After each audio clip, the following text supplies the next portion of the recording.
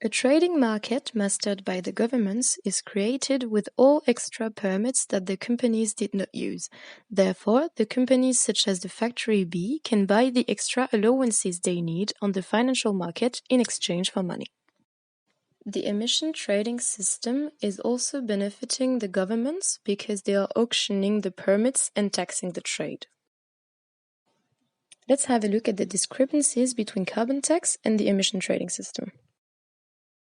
The first difference between the two options is that the carbon tax directly targets the people and the companies, while the emission trading system is only targeting the companies. What is about the emission reduction? The carbon tax has a slow impact because it is depending on the people's willingness to change their usual carbon-based resources for another option. Let's say, for example, change the diesel car for an electric one, and therefore it can take some time.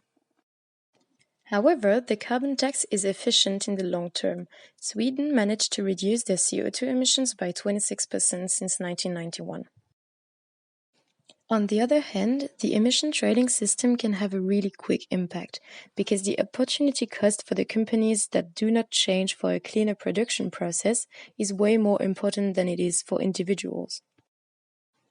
What about the carbon price? In case of the carbon tax, the carbon price is fixed by the government, which gives a lot of certainty about the price itself. The only problem is that it gives also uncertainty about the actual reduction in the emissions amount. On the other hand, the price of carbon on the emission trading system is fluctuating depending on demand and supply. Therefore, it can be really low.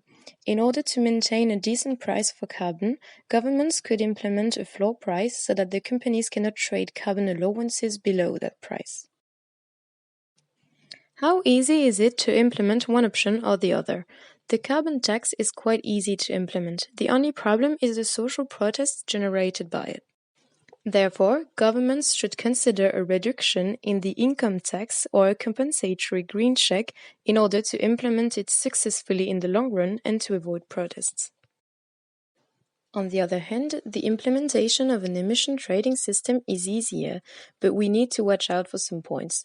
The amount of allowances the governments give to the companies need to be well assessed so that the emission reduction is efficient, and the floor price needs to be implemented in order to meet the Paris Agreement's goal.